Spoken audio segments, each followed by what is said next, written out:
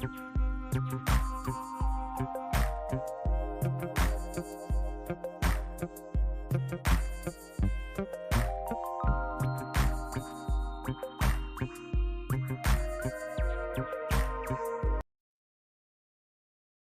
morning. Today is Tuesday, May 28th, 2024. I hope you had a nice long holiday weekend. Last week, I hosted our monthly capital markets update and outlook presentation with our Chief Investment Officer, Tom Fox. We reviewed the positives in the economy and the markets, the headwinds, and what we think it means for the rest of the year and beyond. This monthly presentation is your opportunity to get an idea of where we see things heading. The recording and a summary is now available for you on our website. One last reminder that May is shredding month. You're invited to bring your unwanted and unneeded documents to our office, and we will take care of properly destroying them for you. We have an open house scheduled for this Friday. You can bring your shredding, you can have some lunch, and we have some more ideas that we are preparing for you to help you stay protected. Also, this week on Thursday, I'll be giving another presentation on keeping safe called Hack-Proof Your Smartphone. Our smartphones are essentially mini computers that hold nearly all of our personal information. They are a goldmine for hackers, and it is incredibly important that we are protecting these devices correctly. Attend this short presentation, and you will learn 8 steps to hack-proof your smartphone. Then, looking out into June, we have our next quarterly client appreciation event series titled The Mindset of a Winner. This event will feature Elizabeth Beisel, a distinguished 2-time Olympic medalist and a 2016 U.S. Olympic team captain. During this fireside chat, Elizabeth will explore her experiences and insights from the Olympic trials for Paris 2024, the resilient mindset of an Olympic medalist and team captain, and the personal and professional challenges on her path to becoming an Olympian. So we hope you take advantage of that and tune in with us. You can get all the details for all of these different events on the events page of our website. Last week's stock performance was mixed following investors' reaction to the Fed's May meeting minutes, while a handful of mega cap tech companies created a buzz with their news. Life is too short to worry about what the next headline could do to your life savings. Hi, my name is Eric Hagan, and I keep my thumb on the pulse of the economy and the markets so my clients can focus on the things that are actually important to them. Thank you for joining me the next few minutes on today's weekly economic video update.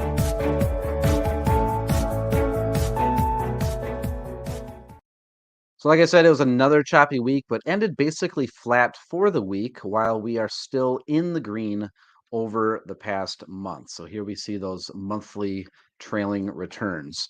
The 10-year Treasury yield is down over the past month, down 4.09%, down to 4.46%.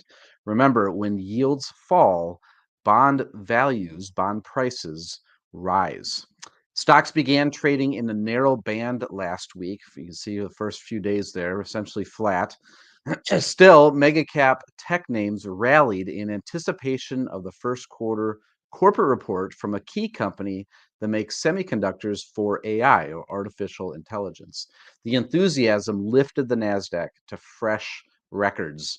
Federal Reserve news midweek unsettled investors. See this drop right here, who reacted to Federal Open Market Committee meeting notes that stated some Fed officials worried over the lack of progress on inflation.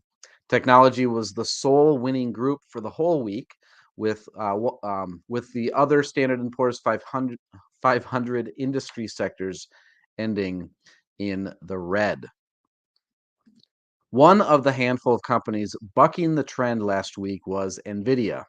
The semiconductor maker, the 5th largest company in the S&P 500 by market cap, thanks to their prominent role in AI, reported that its first quarter sales tripled from a year ago. The company also announced a 10-to-1 stock split. The news pushed its market cap to over $2 trillion. Side note, as always, the companies that I mentioned here are for informational purposes only. It should not be considered a solicitation for the purchase or sale of any securities.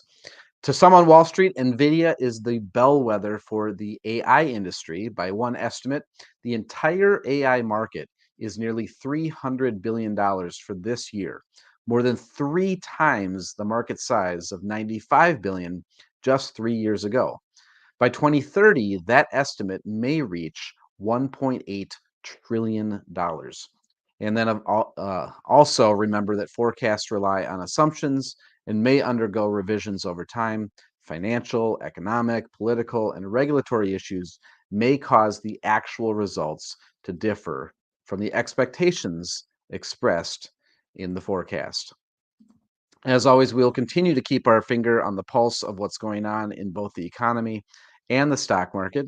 This week's key economic data that we are watching, another busy week.